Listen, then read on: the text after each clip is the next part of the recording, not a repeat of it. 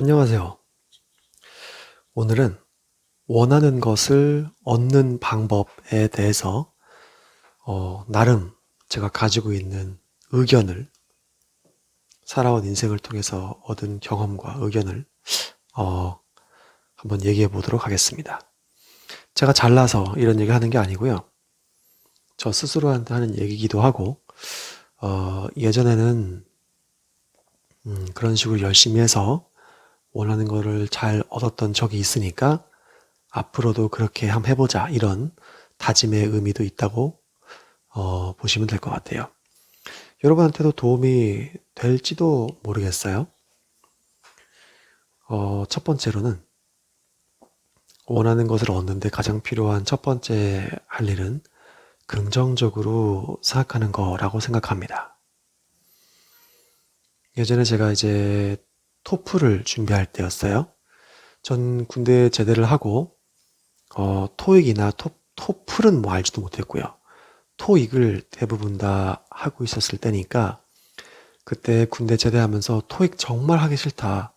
어떻게 하면 토익을 좀 안 하고 살 수 있을까? 그런 걸 되게 심각하게 한 달 이상 가만히 그것만 고민했을 정도로 토익을 하기 싫었었는데, 미국 교환학생을 가기 위해서는 토익보다 더 어려운 토플을 해야만 한다는 걸 듣고, 어, 이제 시작을 해서, 결과적으로는 미국에 갔죠. 합격을 해서. 근데 그걸 할 때 제가 이제 제 동생한테 물어봤어요. 동생은 공부를 좀 잘했습니다. 동생은 민족상한 고등학교를 들어갔고요. 거기서 2년 만에 고등학교를 졸업하고 카이스트 가서 카이스트 동대학원까지 잘 마쳤습니다. 또 그리고 역시 또 대기업을 들어갔죠. 예, 지금은 이제 동생도 회사를 그만두고 자기 하고 싶은 거 하고 있는데, 뭐 어쨌든 동생한테 물어봤어요. 야, 네가 토익을 좀 해봤으니까 알려줘라. 이 토익 이거 내가 인터넷 게시판 들어가서 보니까 뭐 이래서 안 되고 저래서 안 되고 이런 게 어렵고 한다는데 내가 어떻게 하면 이거 좀 잘 되겠냐 물어봤더니만 제일 처음 한 얘기가 이거였어요. 형, 게시판에 글을 쓰는 사람은 주로 부정적인 사람이 글을 쓰기 때문에 실제로 이제 토익이나 토플을 공부를 잘해서 합격을 한 사람은 게시판에 글 같은 거 쓸 시간이 없다. 그냥 자기가 알아낸 방법으로 공부 열심히 하고, 그것만 해도 바쁘고, 그거 해서 합격을 하면 또 그 다음 단계로 빨리 넘어가서, 뭐, 대학교를 가든 유학을 가든 뭐, 할 게 많기 때문에, 그 게시판은 아예 안 봐도 된다. 라고 정말 단칼에 딱 잘라 얘기하는 거예요. 공부는 제 동생은 뭐 정말 알아줄 정도로 잘했기 때문에 동생의 말을 들었습니다. 그래서 정말로 그 게시판 이런 거 일절 안 봤어요. 그 뒤에는. 궁금하고 자시고 뭐 다 그냥 싹 접고 일절 안 보고 그 삼성동에 있는 해커스에서 토플을 준비했어요. 그때는 토플을 알려준 학원이 많지 않았거든요. 다행히 또 집이 가까워서 부모님 덕에 그 삼성동에 있는 그 코엑스 앞에서 그 이제 대학교 다니면서 준비했죠. 준비를 해가지고 이제 토플 점수를 잘 받았던 기억이 나네요. 정말 그때도 열심히 했어요. 이쪽 팔에 전부 다 안 외워지는 단어를 정말 여기서부터 여기까지 다 썼어요. 긴팔 입었죠. 긴팔 입었는데 아니 너무 안 외워지니까 단어가 이걸 빨리 외워야 되는데 하루에 몇 개씩 외워야 돼요. 몇십 개인지 몇백 개인지 외워야 이 책을 2달 안에 끝내야 되고 뭐 3달째 되는 달에는 뭘 해야 되고 딱 정해져 있어요. 정해진 시간에 이걸 못하면 그 뒤에 건 당연히 못하잖아요. 그러니까 딱 날짜를 정해서 그 날짜에 정한까지 무조건 해야 돼요. 그거를 과도하게 이제 정하면은 실패의 지름길이고 적당하게 정하는 게 좋습니다. 그래서 긍정적으로 무조건 잘 될 거야 라고 생각을 하고 부정적인 사람은 곁에 두지 마시고 무조건 된다. 이거 될 거다. 다른 사람 다 했다. 될 수밖에 없다. 열심히 하면 되지 안 되겠나. 이런 즐거운 생각을 가지고 저는 하는 게 가장 중요하고요. 비관적으로 생각하거나 우울하게 생각하면은 될 것도 안 됩니다. 예, 제 경험상 그랬어요. 지금 제가 말씀드렸잖아요. 대기업 퇴사하고 중기업 손 댔는데 중기업이 생각보다 좀 스트레스 많이 주는 일이고, 대기업 퇴사함과 동시에 이혼까지 하게 되면서 사실은 이제 굉장히 우울한 상태에 빠졌는데요. 뭐 그렇기 때문에 제가 요즘 일을 잘해보려고 더더욱 열심히 하는 것 같긴 해요. 자, 그런 상태고 일단 그리고 일을 시작하는 게 중요합니다. 예, 두 번째죠. 일단 시작해라. 뭐든지 간에. 자, 봐봐요. 로또가 당첨되고 싶은 사람은 로또를 사야죠. 복권이 당첨되고 싶은 사람은 복권을 사야 돼요. 로또를 사지 않고 당첨되기만 바라면 확률이 그거는 뭐 적고 많고를 떠나서 빵 퍼센트죠. 네. 제가 유튜브를 올리는 것도 비슷해요. 제가 유튜브가 뭐 떡상을 하든 뭐 알고리즘의 선택을 받든 하려면 일단 어떻게 해야 돼요? 유튜브를 만들어서 올려야죠. 유튜브를 만들어서 올려야 그 다음에 뭐 떡상을 하든 떡락을 하든 악플이 달리든 뭐 누가 보고 칭찬을 하든 연예인이 보든 좋은 일이 일어나든 뭐가 일어나든 일단 유튜브를 해야 되는 거 아니에요. 그렇듯이 저한테도 참 해주고 싶은 얘기인데 제가 지금 파이어 쪽 선언을 하고 뭐 월에 이제 한 몇백 정도 받는 돈이 있어서 그 돈을 받으면서 저는 월세를 받고 있어요. 받으면서 이제 저 혼자 정말 입에 풀칠하는 거는 가까스로 문제가 없는 상태를 만들어 놨죠. 왜냐면 수입을 늘린 게 아니고 지출을 줄인 거거든요. 저 같은 경우는. 지출이 진짜, 중개업 할 때 집에서 도시락 싸가지고 다니면서 뭐 저녁이나 회식은 전혀 뭐 술을 좋아하지도 않지만 가지도 않았고 핸드폰 요금제도 저는 무한 이런 거 안 써요. 알뜰 요금제 2기가인가 2.5기가 쓰는데 14,000원 쓰고요. 핸드폰 요금. 그 안에서 쓰려고 영상통화도 안 하고요. 이렇게 말하면 너무 짠돌이 같은데 어쨌든 지출을 늘린 케이스, 수입을 늘려서 파이어족이 된 게 아니고 수입은 정말 나중에 좀 밝히기가 너무 적어서 부끄러울 정도라서 밝히기가 좀 그런데 하여튼 되게 작아요. 작고 제가 씀씀이가 한 달에 한 30에서 한 40만 원밖에 안 쓰기 때문에 파이어족이다라고 이제 얘기했다라고 보시면 될 것 같아요. 어쨌든 그렇기 때문에 저 같은 경우는 이제 앞으로 하고 싶은 거는 정말 저는 이제 제가 좋아하는 걸 찾기 위해서 다른 월급이나 그런 거를 포기하고 시간과 자유를 택했기 때문에 제가 좋아하는 걸 되게 시간을 들여서 찾고 있어요. 그래서 그 중에 좀 확실하게 제가 좋아한다고 생각이 드는 거는 뭐 가정을 꾸린다라거나 해외여행을 이제 가족과 간다거나 제가 좋아하는 음식을 먹고 또 좋아하는 그 문화생활, 책, 음악회, 미술 이런 거에 전 되게 좋다고 생각하거든요. 경험에 투자하는 거죠. 물건보다는. 이걸 제가 정말 뭐 과도하게 원하는 건 아니지만 원하는 만큼 하려면 지금보다는 월세든 뭐 배당주를 사서 배당을 받든 돈이 조금 더 많이 필요해요. 한 달에 들어오는 돈이 조금 더 많았으면 좋겠어요. 그렇기 때문에 지금 저도 손을 한동안 놨던 부동산 경매를 다시 공부하려고 하고 있고요. 주식을 제가 한 10년 전쯤에 1,100만 원을 넣었다가 10년 전쯤에 1,100만 원이라고 작은 돈이 아니죠.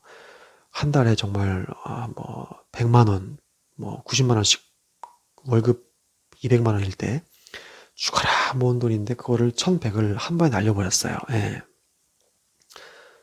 그 대우조선 해양에 넣었는데 아시죠? 어떻게 됐는지. 예. 완전 폭삭 망했습니다. 폭삭. 예, 다투. 그래서 한 1,100만 원 딱 넣어서 14만 원인가 건지고 나왔어요. 예. 몇 달 만에. 그래서 그 이후에 주식은 신경도 안 쓰고 있었는데 지금 주식을 다시 공부를 하고 있습니다. 내가 손해봤다는 것 때문에 아예 신경을 안 쓰는 건 어리석은 일인 것 같아가지고요. 염승환 부장님의 유튜브를 좀 보려고 하고 있고 어쨌든 이와 같이 일단 뭐 복권 사듯이 일단 해야 돼요.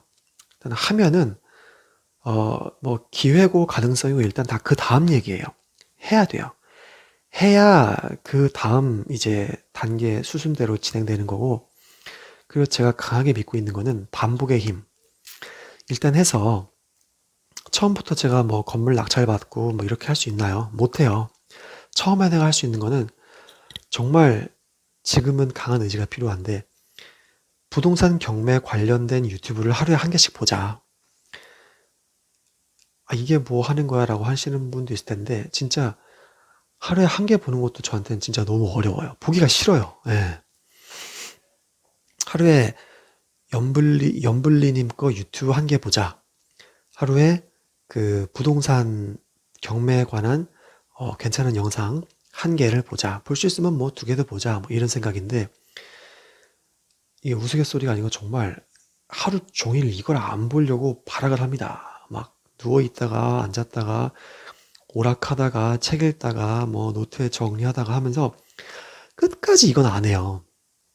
하자고 마음을 그렇게 먹었음에도 오늘은 다행히 다 봤어요. 아침에 하나씩 봤는데, 어쨌든 이렇게 간단한 거라도 좋으니까 일단 해야 된다 하면은 새로운 그 길이 보이기 시작합니다. 제가 일단 일을 시작함으로써 새로운 기회를 봤던 경험이 몇 번 있어요.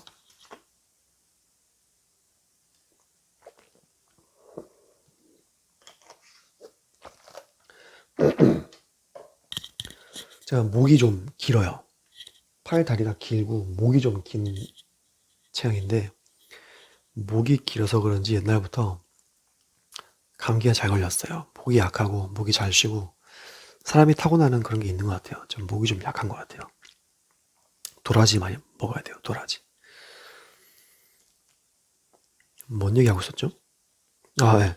새로운 일을 시작함으로써 이런 길이 있었구나. 몰랐었네. 돈 벌기 되게 좋다. 이런 걸 느꼈던 경험이, 제가 중개사 하기 전까지는 전 중개사를 했던 목표 자체가 중개보수로 돈을 뭐 버는 것도 버는 거지만 경매를 하는데 이게 도움이 될 거다. 왜냐면 제가 경매할 때 맨날 중개사한테 가서 물어보는 게 아주 고역스러웠거든요.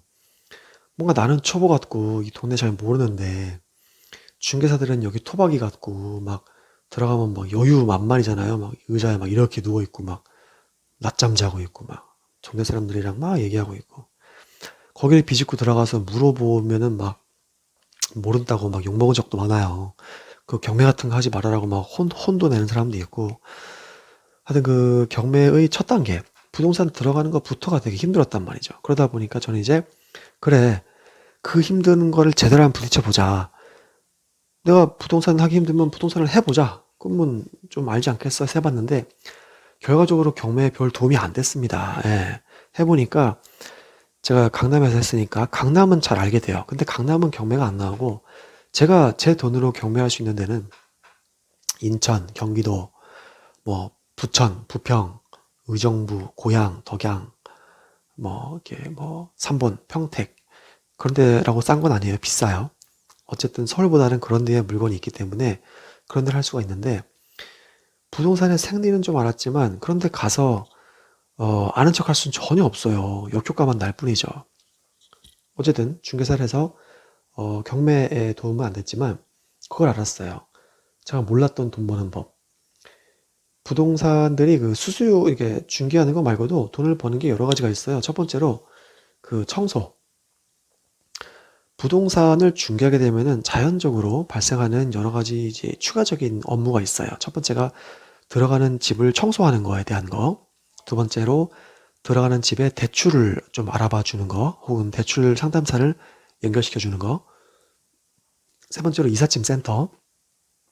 그리고 네 번째로는 적어놨는데 법무사 등기 칠 때, 이런 것들을 그 부동산 거래를 자주 하는 분들은 자기 딱 그 세트를 그러니까 세트가 딱 있어요.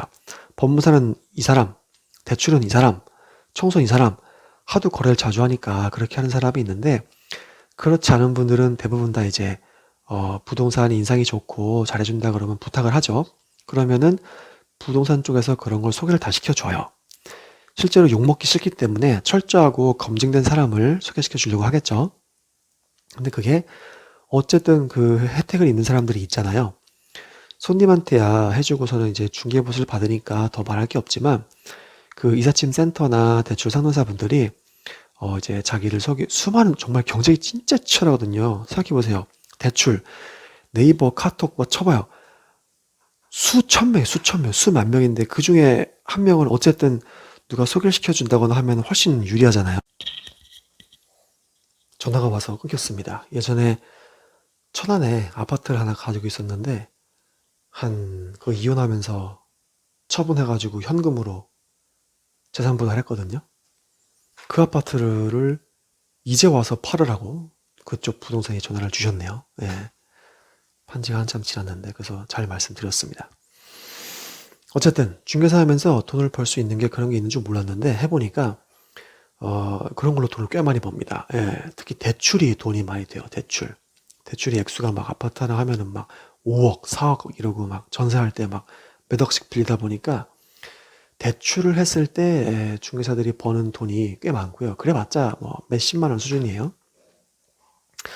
청소 같은 경우는 하도 이제 빈번하게 발생하기 때문에 정말 청소 잘하시는 분 섭외 잘해서 소개시켜드리면은 그것도 꽤 쏠쏠하게 나오더라고요. 저 같은 경우는 웬만하면은 그냥 이제 손님이 너무 착하거나 그러면은 수수료를 받는 만큼 제가 결국에는 예를 들어 청소가 뭐 10만 원이다. 근데 소개시켜 주어서 11만 원이다. 그러면 만 원을 제가 받는 거란 말이죠. 보통 그렇게 받거든요. 그러다 보니까 제가 받은 만큼 손님의 부담이 커지니까 뭐 제가 돈 안 벌어야지 그럴 마음이 있는 건 아니지만 웬만하면 그냥 나 안 받을 테니까 손님한테 싸게 해주세요 한 적도 꽤 많았어요. 하지만 그럼에도 불구하고 중개 보수와 함께 그런 식으로 돈을 벌 수 있는 일이 많다는 거를 이제 일을 하기 전에는 생각도 안 했죠. 근데 해 보니까 이제 그런 일이 발생하면서 이렇게 돈 버는 게 있구나라고 알게 됐는데 실제로 그래서 강남에 보면은 어떤 분들은 간단한 그 경정비, 수리 같은 거 있죠. 그런 거랑 청소를 자기 가족 아니면 자기가 직접 하는 경우가 있어요. 예. 조그만 오피스텔 하나를 해도 인터넷으로 시키면은 거의 한 10만 원 초반에서 10만 원 중반을 받아요. 그러면서 이제 좀 최첨단 기계, 막 방역 그런 거 하거나 뭐 이렇게 세스코까지는 아니지만 좀 이렇게 벌레 퇴치도 해주고 그런 서비스를 제공하면서 14만 원 7평짜리 오피스텔 청소하는데 받는 데가 있는데 생각보다 사실 저는 그 돈이 너무 아까워서 저 같으면 절대 청소를 안 시킬 것 같은데 오피스텔 손님들 중에서 그 청소 안 하시는 분이 거의 없어요. 열에 9은 다 돈 주고 청소 시켜요. 월세가 사실은 뭐 70만 원, 90만 원 하니까 월세에 비하면 별게 아니어서 그런지 모르겠는데 개인적으로는 좀 아깝다는 생각이 드는데 그러다 보니까 이제 가족한테 그런 거 시키는 분들은 그거보다 좀 싸게 받는 거죠. 그 뭐 특별한 기계 이런 거 쓰지 않는 대신 그냥 이제 정말 유한 락스 우리 어머니들 청소하시는 것처럼 락스랑 분무기 걸레로 빡빡 닦고 청소하는데 이제 한 10만 원에서 11만 원 받는 겁니다. 그럼 싸고 깨끗하니까 좋아하죠. 그렇게 하고 그 돈 다 자기가 먹는 거예요. 근데 청소 한번 해보신 분이 계신지 모르겠지만 오피스텔 원룸 청소라고 하면은 몇 시간 걸리는지 알아요? 보통 한 5시간에서 6시간 정도 잡아요. 예. 물론 가끔 가면은 이모님들이 이렇게 앉아서 놀고 있을 때도 있긴 한데 제가 옛날에 그 상암에 제 오피스텔 하나 있었어가지고 그것도 이혼하면서 팔아가지고 현금 청산했는데 예, 그거 같은 청소를 하러 한번 가봤는데 와 못해요 진짜. 이 숙련된 사람들이 항상 하던 순서대로 해서 5시간 6시간 걸리고 모든 그 도구 같은 게 다 있어서 그렇게 하는 거잖아요. 막 갔는데 뭐 하나 안 가져왔어. 집까지 왔다 갔다 어떻게 해요 그거를. 뭔데 그럼 거기서 사야 돼. 편의점에서 팔면 다행히 또 안 팔 수도 있어요. 그런 거라거나 아니면 이제 그분들은 뭐 유한락스를 사서 한 통 다 쓰는 게 아니고 뭐 5분의 1통 쓰고 또 쓰고 하는데 저 같은 경우 거기에서 뭐 유리를 닦기 위해서 유리 세정제를 사고 락스를 사고 이러면은 가정에서 안 쓰는 게 필요할 때가 있단 말이죠. 뭐 하여튼 이런 식으로 청소를 직접 해보니까 아우 장난 아닌 거예요. 진짜 힘든 거예요 이거. 예. 뭐 그럼에도 불구하고 돈이 아까우니까 하긴 합니다만서도 예, 이렇게 얘기하고 보니까 14만 원씩 주고 청소시키는 분들이 나름 합리적이라는 생각이 또 드네요. 예. 제가 잘못 생각하는 것도 많으니까요, 뭐. 하여튼, 이런 식으로 해보지 않을 때에는 이런 일이 있구나조차 모르는 것을 일단 일에 몸을 푹 담가서 이제나 저제나 그냥 24시간 그 생각만 하고 한번 하다 보면은 이런 방법도 있네, 저런 방법도 있네 해서 점점 요령이 생기게 돼 있어요. 네, 그래서 저는 긍정적인 생각을 하고 일단 이 길을 한번 해보자 싶으면 일단 뛰어들어서 꾹 이제 참으면서, 모든 일이 다 처음부터 잘 할 수는 없고 재밌을 수는 없으니까 꾹 참으면서 자기가 뭐 한 달이면 한 달, 뭐 1년이면 1년 해보겠다 하면서 뭐 짜잘짜잘한 요령도 좀 만들어 보면서 하다 보면은 그게 이제 나랑 맞는 일이라면 거기서 어느 정도 성과는 반드시 나오게 돼 있는 것 같아요. 지금까지 일단 저는 다 그랬어요. 예. 눈에만 하지만 자랑이 아니에요. 전 지금 퇴사했지, 되게 적은 돈으로 그냥 생계를 이어가고 있지, 부모님 집에 얹혀 살지, 이혼남이지, 차는 10 몇 년 됐어. 2004년식이니까 17년 된 소형차지, 국산차지, 뭐 이렇기 때문에 별로 제가 지금 잘났다고 얘기하는 게 아니에요. 잘났다고 얘기하는 거였으면은 뭐 갖은 노력을 해서 치장을 하고 잘나 보이려고 노력을 하겠죠. 뭐 전혀 그런 걸 하지 않고 있잖아요, 저는 지금. 어쨌든 그래서 뭐 인턴 할 때도 이렇게 긍정적으로 될 거야라고 생각하면서 그 인턴 쪽에 걸 공부하고 뭐 연습하고 찾아가서 두드리고 이력서 넣고 하니까 됐고요. 회사도 그런 식으로 똑같이 했어요. 예, 공부하고 최대한 즐기려고 하고 이쪽 팔에 계속 쓰고 프린트할 건 프린트하고. 그리고 근데 화면에 이게 어두워졌다 밝았다 하는 것 같은데? 아닌가? 이걸 한번 꺼볼게요. 네, 끄는 게 나은 것 같아. 네, 그렇게 하면 되는 것 같고요. 그리고 이건 제 케이스인데, 저 같은 경우 이런 걸 하면서 가장 큰 장애물, 걸림돌은 의지박약이에요. 의지박약. 이게 정말 저 중개사 공부할 때도 그랬는데, 예를 들어 뭐 정말 안 헤어지는 거 있잖아요. 여러분은 정말 그러니까 뭘 해야 돼. 자격증을 따야 돼. 자격증을 따려면은 요걸 외워야 돼. 뭐 어떤 책을 한 10장을 외워야 된다고 생각해 보세요. 통째로 10장을 다 외워야 돼. 그 시간 깨알 같은데 1페이지부터 10페이지까지 다 외워야 돼. 다 외우면 합격할 수 있어. 어떻게 합니까, 여러분은? 저 같은 경우는 그냥 다 외워버려요. 똑똑해서가 아닙니다. 전 진짜 금방 까먹어요. 어떻게 외우냐면은 이쪽 팔에 아까 말씀드린 것처럼 다 적어요. 다 적어서 그 10장을 외워야 되면은 하루에 얼만큼 외워야 되는지를 딱 정해서 아침에 일어나서 1페이지부터 10페이지까지 한번 다 노트에 써봐요. 한 번을. 그리고 오늘 외워야 되는 부분이 첫 번째 장이면은 첫 번째 장에서 안 외워지는 거를 이쪽 팔에 다 적어요. 이쪽 팔에 다 적는 자리가 부족하다라고 하면은 이쪽 팔에 적은 거 말고 나머지는 이 페이지에 외워질 때까지 적어요. 외워질 때까지.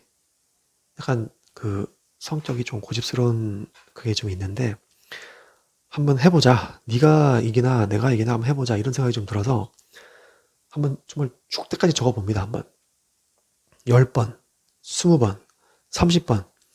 이게 쓰다 보면요, 안 될 것 같은 게 돼요. 예.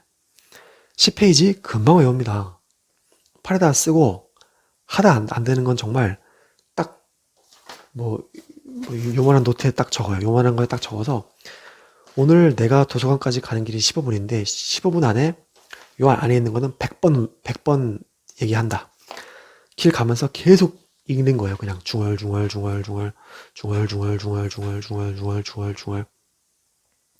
그래도 안 외워져? 그럼 팔에다 적어. 그래도 안 외워져? 그러면 집안에 다 써서 붙여요. 그 문장을 다 써서 붙일 수도 있고, 문장 중에 제가 외우다 보면은 딱 기억 안 나는 부분에 그 단어가 있어요. 그 단어 머리 글자만 따서 적을 수도 있어요. 뭐 예를 들어서 뭐 법인이 무조건 설립했을 때 좋은 것은 아니다. 법, 무, 설, 조, 안 이런 식으로 적어서 화장실에 붙이고 손잡이에 붙이고 책상에 붙이고 대문에 붙이고 자동차 앞에 붙이고 다 붙입니다. 그리고 뭐 잘 때도 10번 쓰고 자고 이런 식으로 하면요. 안 헤어지는 게 없어요. 다 헤어져요. 이런 식으로 뭔가 좀 원하는 게 있다고 하면은 하면 되는데 방법은 다 아는 거예요. 제가 쓰는 가장 좋은 방법은 반복. 기한을 정하고 그 안에 반복. 이것만 하면 다 돼요. 안 되는 거 없었어. 지금까지 다 됐어. 근데 이런 걸 못하게 하는 가장 큰 장애물이 바로 의지박약. 하고 싶지가 않은 거예요. 허무주의. 이거 모든 사람은 결국 죽는데 돈은 벌어서 뭐 하며 돈을 벌기 위한 수단인 자격증은 따서 뭐 하며 그리고 약간의 냉소와 염세 해서 뭐해? 해봤자 뭐해? 어차피 뭐 거기서 거기. 이 세 가지가 저한테는 가장 큰 적이에요. 세 가지가 복합적으로 좀 자주 오는데 특히 최근에 좀 저한테 세게 왔어요. 네. 해서 뭐 하냐부터 시작해서 모든 게 다 허무하고 그러다 보니까 아까 말씀드린 대로 그런 부동산 경매에 대한 동영상 하나, 10분짜리 하나 보기가 하루에 하나 보는 것도 연속 한 달째 아무것도 보고 싶지가 않더라고요. 예. 그런 돈에 관련된 건. 근데 그랬던 전데, 얼마 전에 계속 흔들어대던 그 부동산 책 다 읽어버렸고요. 지금 연블리님 책 요거 이 책 이만큼 읽었어요. 이만큼 읽었으니까 이만큼 남았어요. 이거 되게 안 읽어져요. 할 수 있겠죠 뭐. 네가 이기나 내가 이기나 해보면 설마 책이 이기겠습니까? 제가 이기겠죠. 네, 하여튼 저의 특징인 얘기하다 보면은 아무 얘기나 다 하고 쓸데없는 얘기를 계속하는 저지만 어쨌든 오늘 했던 얘기는 원하는 걸 얻으려면 첫 번째는 얻을 수 있다. 긍정적으로 된다. 라고 생각을 했고요, 저는. 두 번째로는 일단 무조건 손을 댔어요. 시작을 해버렸습니다. 네. 그러면은 새로운 길이 보이기도 하고 기회도 오고 또 좋은 사람 만나기도 하거든요. 세 번째는 의지박약, 허무주의, 냉소주의를 꼭 조심하자. 이건 저도 따로 방법이 없어요. 이런 게 오면은 그냥 꾹 참고 이런 게 지나갈 때까지 기다립니다. 그러면 분명히 지나가더라고요. 예. 제가 중개업을 그만둘 때 금과 옥조처럼 가슴에 새기려고 했던 말이 있는데요. 바로 너의 월급은 네가 가장 친한 친구 3명의 월급을 평균 낸 것이다. 이런 얘기를 하더라고요. 뭐 과학적으로 뭐 아주 맞는 얘기는 아닐 수 있겠지만 어느 정도 이해는 돼요.